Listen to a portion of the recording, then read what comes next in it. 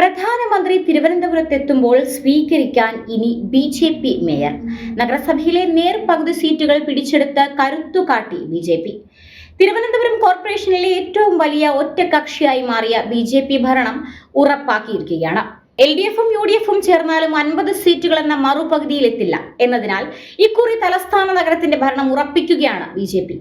പ്രധാനമന്ത്രി നരേന്ദ്രമോദി തിരുവനന്തപുരത്ത് എത്തുമ്പോൾ സ്വീകരിക്കാൻ ബി.ജെ.പിയുടെ മേയർ എന്ന ബി.ജെ.പിക്കാരുടെ ഏറെക്കാലത്തെ സ്വപ്നമാണ് പൂവണിയാൻ പോകുന്നത്. തിരുവനന്തപുരം കോർപ്പറേഷനിൽ 100 വാർഡുകളിലേക്കാണ് തിരഞ്ഞെടുപ്പ് നടന്നത്. അതിൽ 50ഇടത്താണ് ബി.ജെ.പി. വിജയം ഉറപ്പിച്ചിരിക്കുന്നത്. 29 സീറ്റുമായി LDF രണ്ടാമതും 19 സീറ്റുമായി കോൺഗ്രസ് നേതൃത്വം നൽകുന്ന മുന്നണി മൂന്നാമതുണ്ട്. വിജയിച്ച മറ്റു 2 പേർ സ്വതന്ത്രരാണ്. കണ്ണമൂലയിൽ പ്രസ് ക്ലബ് മുൻ പ്രസിഡന്റായിരുന്ന പാറ്റൂർ രാധാകൃഷ്ണനാണ് വിജയിച്ചത്. പൗണ്ട് കടവ് വാർഡിൽ UDF വിമതൻ സുധീഷ് കുമാറും വിജയിച്ചു. കോർപ്പറേറ്റ് ആര് ഭരിക്കണമെന്ന കാര്യത്തിൽ ഇരുവരുടെയും നിലപാട് നിർണായകമാകും. ഇതിനു പുറമെ തിരഞ്ഞെടുപ്പ് മാറ്റിവെച്ച വിഴിഞ്ഞത്തേക്കും ബി.ജെ.പി. ഉറ്റുനോക്കേണ്ടി വരും.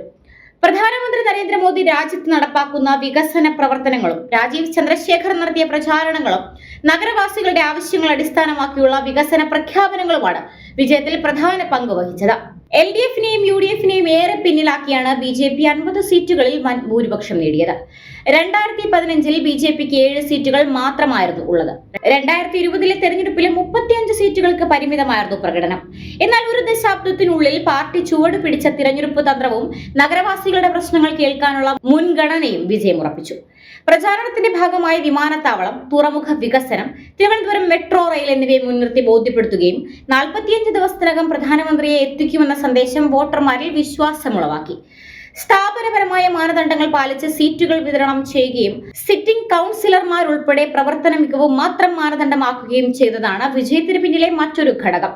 കേരളത്തിലെ പല നഗരങ്ങളിലും ഇടത് വിരുദ്ധ തരംഗം നിലനിൽക്കുന്ന സാഹചര്യത്തിൽ തിരുവനന്തപുരം കോർപ്പറേഷനിലെ ബി.ജെ.പി. വിജയം അടുത്ത നിയമസഭാ തിരഞ്ഞെടുപ്പിൽ പാർട്ടിയുടെ ശക്തി വർദ്ധിപ്പിക്കുമെന്ന് രാഷ്ട്രീയ നിരീക്ഷകർ വിലയിരുത്തുന്നുണ്ട്.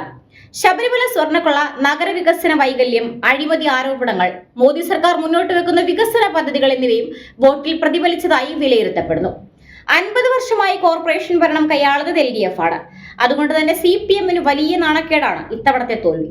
കോർപ്പറേഷനിൽ നിലവിലെ സ്ഥിതിയിൽ പ്രതീക്ഷ തീരെ കുറവായിരുന്ന കോൺഗ്രസ് ഗൃഹപാഠം ചെയ്തിറങ്ങിയപ്പോൾ സീറ്റുകൾ ഇരട്ടിയായി. ഇവിടെയാണ് LDF 54-ൽ നിന്ന് 29-ലേക്ക് കൂപ്പുകുത്തിയത്.